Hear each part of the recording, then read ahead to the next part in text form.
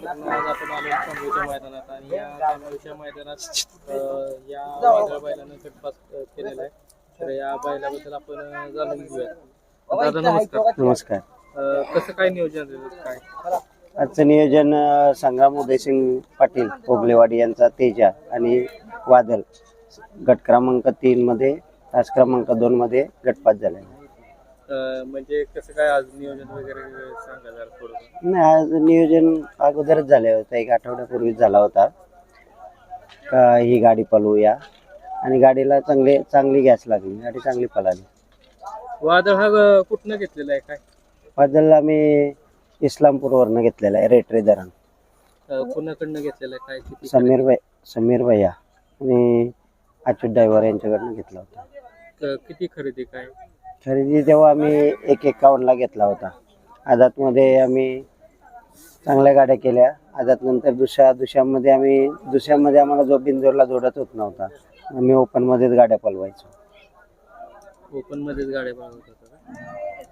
आणि आपलं वादळ बद्दल अजून सांगा कुठलं काय, म्हणजे तेव्हा पळत होता का तो? तेव्हा बिंदूरला, मुंबईला बिंदूर मध्येच पळवायचो. आता हा एकच वर्ष झाला, आम्ही आता 3 फेऱ्यामध्ये पळवतो बैल. घेतलेला तेव्हा वादळ पळत होता का? म्हणजे हो, पब्लिकने पळत होता, चांगलाच पळत होता. तसं 4 खांदी होता, पण आम्ही कसं तिथे मुंबईला कसं पब्लिकच्या बैलाला जास्त डिमांड असतो, तेव्हा त्याच्यामुळे आम्ही डावे खांदीच पळवत होतो. म्हणजे जास्त करून डाव्या खांदी पब्लिक. आणि वादळचं कुठलं मैदान कसं काय, म्हणजे पहिला गुलाल वगैरे कधी झालेला? पहिला गुलाल मी सासवडला केला होता. सासवडला राहुल चौधरी यांचा मोन्या आणि वादळ आझादमध्ये ती गाडी पळवली, तेव्हा आम्ही पहिला गुलाल लगेच.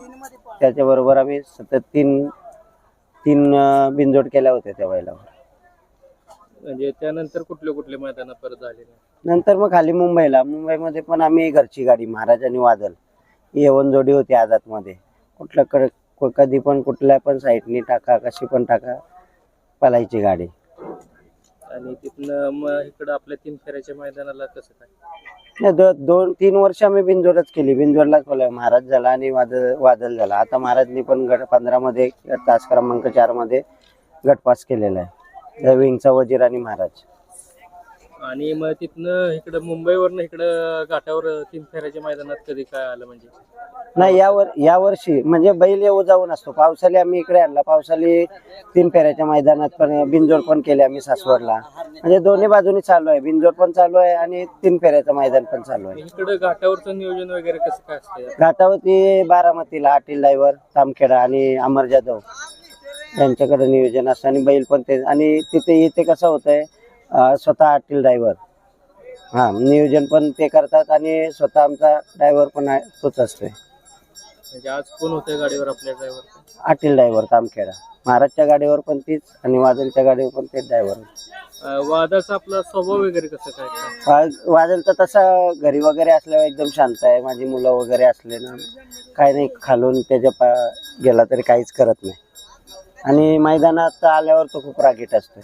मैदानात एकदा बैल काढला झोपण्यासाठी मग खूप आक्रमक होते तो. सुट्टीला वगैरे कसं काय? सुट्टीला आता महाराष्ट्रात मला वाटतंय कोणी पण सांगेल का, सुट्टीला एकदम 1 नंबरच आहे आता सुट्टी. या बैलाला जेवढा तलाचा बैल चांगला भेटेल ना, त्या मैदानात आम्ही गुलाल 100% घेतोच. अजून आपल्या वादळबद्दल काय सांगाल? काय वादळबद्दल काय, आता महाराष्ट्राची म्हणजे आमची इच्छा होती का महाराष्ट्रातल्या सर्व टॉपच्या बैलामध्ये पालायची. ती इच्छा पूर्ण आता त्यांनी केली. बकासूर झाला, आपला लक्ष्मणराव झाला, बालमा झाला, गोडिवलीचा, सर्व बैल नामांकित बैलामध्ये सर्व पळाला. मथुरमध्ये पळाला. त्याचं आठवणीतलं आणि मैदान कुठलं तुमचं, म्हणजे तुमच्या आठवणीतलं राहिलं असतं मैदान? तसं आठवणीतलं बोलायचं मालशिरसचं मैदान, वाटेगावचा राजा आणि वादळ, आणि ती गाडी आम्ही सिमीला मारली होती. ती आठवणीतली म्हणजे 3 फेऱ्यातली गाडी. आणि सासवडला आता जेव्हा या पावसाळ्यामध्ये सासवडला ती भारत आणि घरणिकीचा राजा ही गाडी आणि वादळ आणि हरण्या, द्वारलीचा हरण्या, ही गाडी आमची म्हणजे मैत्रीपूर्ण लढत होती. ती एक गाडी म्हणजे 2-4 बैल टॉपचीच होती. ती गाडी आम्ही मारली होती बिंजोडला. बाकी म्हणजे नाही आता त्याच्या सांगण्याबद्दल आता काही राहिलाच नाही. भरपूर आमची म्हणजे पूर्ण महाराष्ट्राच्या बाहेर आज नाव केलं आणि करतोय. त्याच्या पुढे पण करत राहील असे आम्ही एवढीच अपेक्षा करतो. वादळचं आता वय किती काय? आता त्याला 4 वर्ष झालीत. चौथा वर्ष चालू आहे. आता आजचं मैदान आहे. आज हा मैदान झाल्यावर आम्ही 15ला पण भोरला पालणार आहोत. त्याच्यानंतर बघूया. आणि यानंतर एक मैदान होईल, एक धमाका होईल. बकासूर आणि वादळ पण पालणार आहे, पण ती तारीख अजून डिक्लेअर झालेली नाही. म्हणजे आपलं हे नियोजन झालेलं आहे बाकी सर्व. हा, पालण्याचं नियोजन झालंय, फक्त तारीख डिक्लेअर व्हायची आहे आणि ती गाडी पालणार 100%. आता बैल मुंबईला म्हणजे परत आता बिनजोडला कधी जाणार काय कसं काय? बिनजोडचं मैदान कसं आता आचारसंहिता लागली, त्या इलेक्शन आहे, त्याच्यामुळं मैदानं थोडे कमी झालीत. मुंबईची होतात पण कमी होतात. आता परमिशन नाही देत सध्या. त्याच्यामुळे ही कशी यात्रेची मैदान आहेत, मैदान इकडे चालू आहेत. मग सध्या इथंच बैल आहे. आणि जर मुंबईला मैदान असेल तेव्हा 2 दिवस बैल अटील ड्रायव्हर आणि अमर ते स्वतः घेऊन येतात टेम्पोनी.